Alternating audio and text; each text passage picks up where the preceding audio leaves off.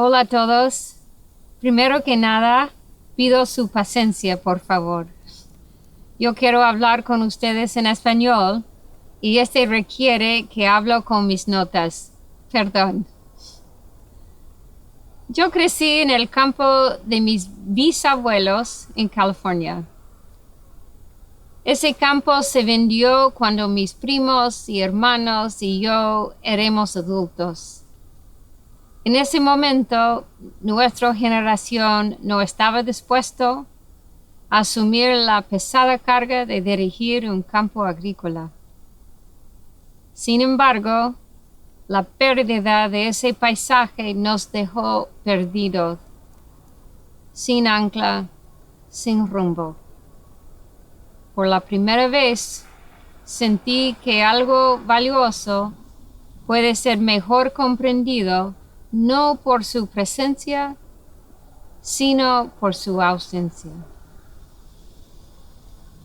Durante 23 años, mi vida laboral fue al lado de Yvon Chouinard. Comenzó en un modesto galpón en Ventura, de Chiapas, y se convirtió en la empresa Patagonia.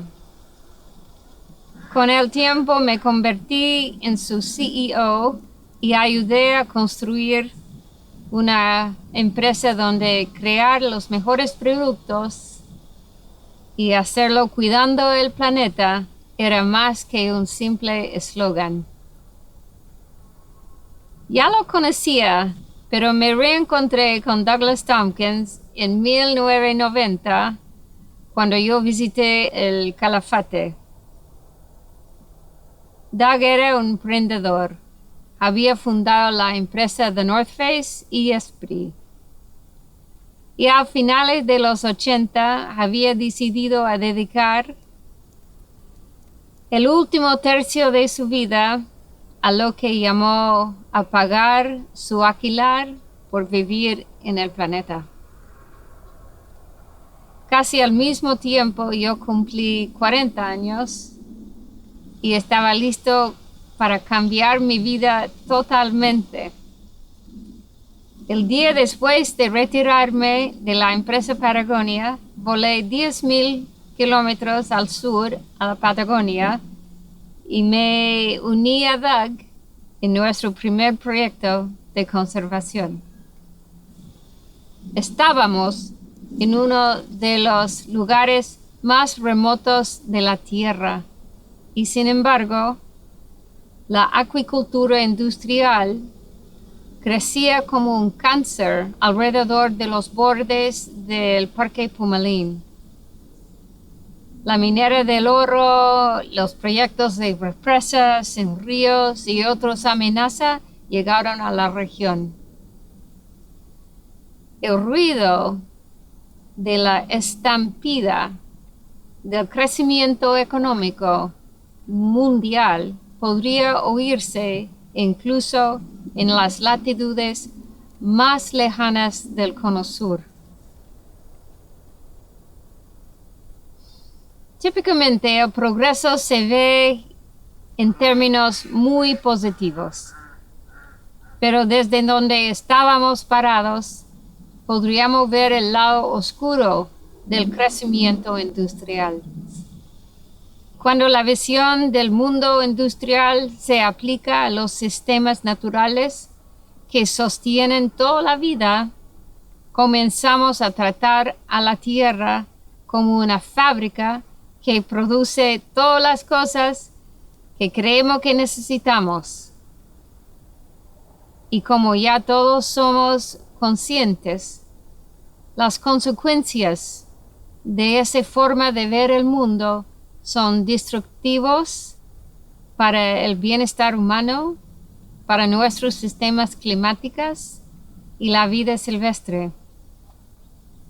Doug lo llamaba el precio del progreso. Doug y yo queríamos ser parte de la resistencia de ese rumbo de la sociedad global. Al comprar terrenos con hábitat para la vida silvestre en Chile y Argentina, Fuimos por lo grande, silvestre y conectada. Algunas áreas eran vírgenes, otras necesitan sanar y ser reconstruidas. Finalmente, nuestra fundación compró más de 900,000 hectáreas a vendedores dispuestos con la finalidad de crear áreas protegidas administradas privadamente con infraestructura de parques públicos como campamentos y senderos, y todo fueran bienvenidos. Nuestro objetivo era donar esa tierra en forma de nuevos parques nacionales. Podría describirlo como una especie de jiu-jitsu capitalismo. Utilizamos la riqueza privada creada en nuestra vida empresarial para proteger la naturaleza de ser devorada por la economía global.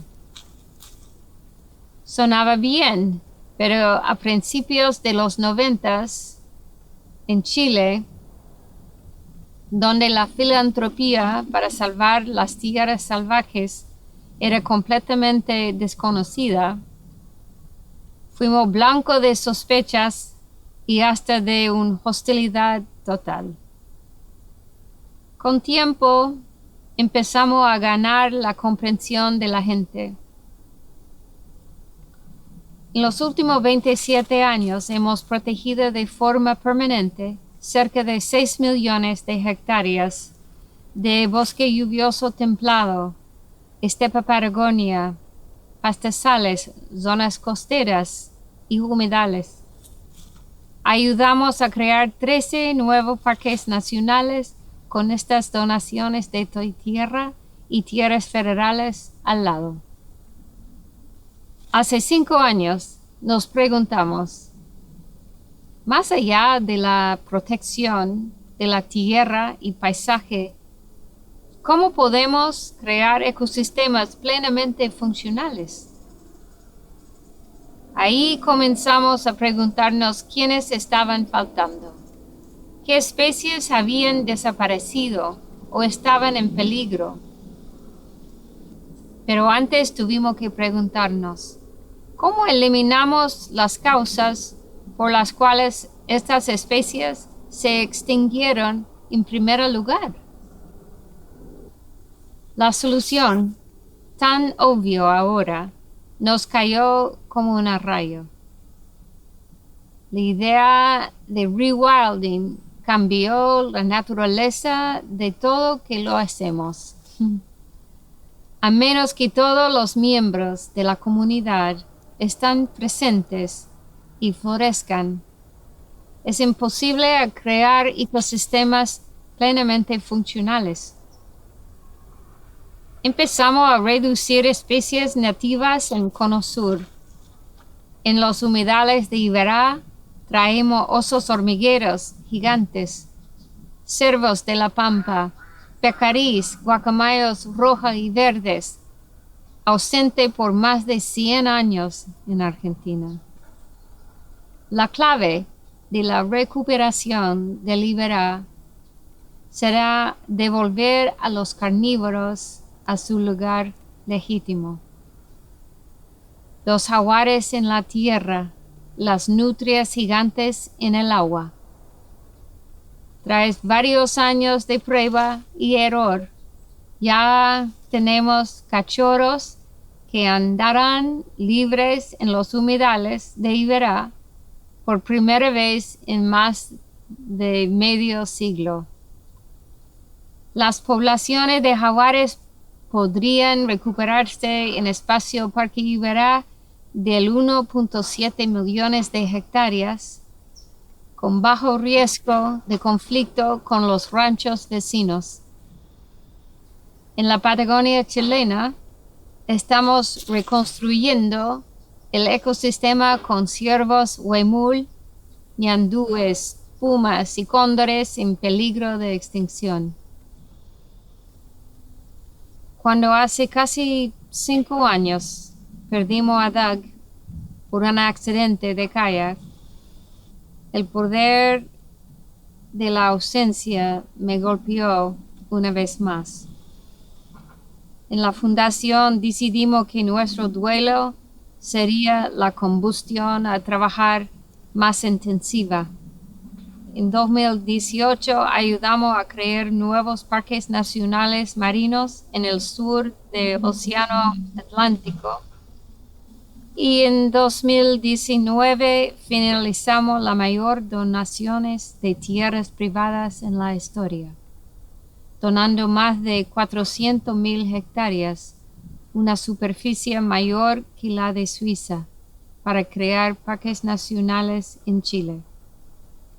Esta asociación público-privado ya creó 5 nuevos parques nacionales y amplió 3 más.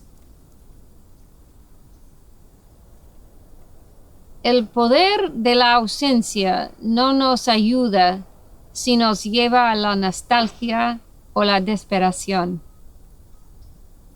Solo es útil si nos motiva a trabajar para restablecer de algún modo lo que se ha perdido. De hecho, el primer paso para rewilding es ser capaz de imaginar que es posible, que la abundancia de la vida silvestre no es una fábula de hace mucho tiempo, sino parte de un futuro mejor y más hermoso.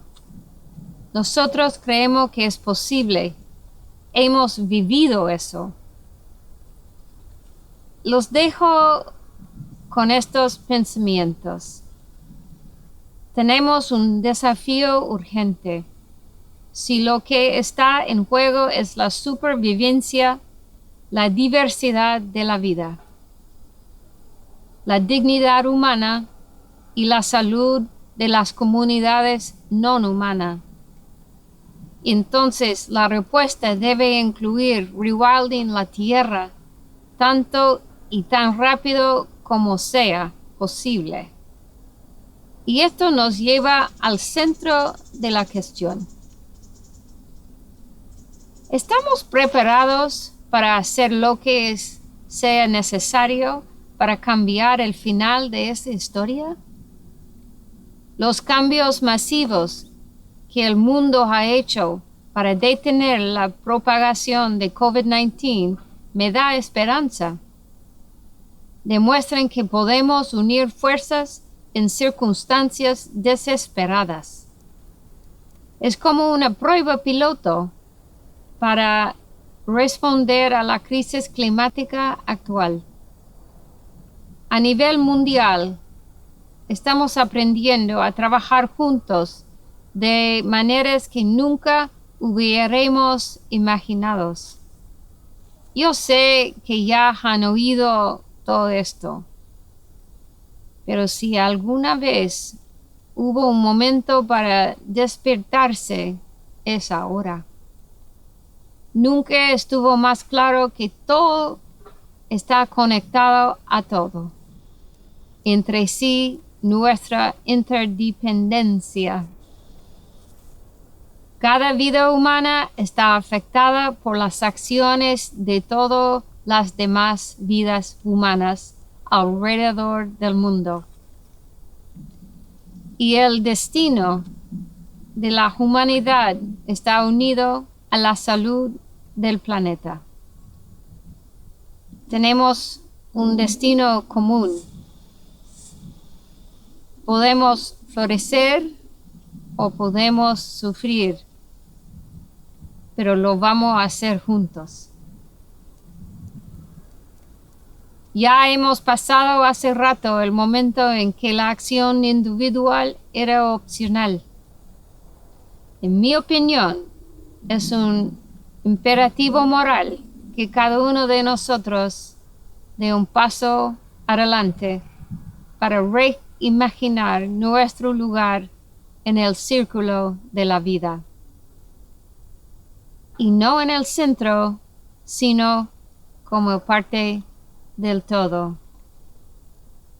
No importa dónde están, no importa qué tienen, pero levántanse todas las mañanas y hacer algo para las cosas que te ama, para las cosas que creen que es la verdad.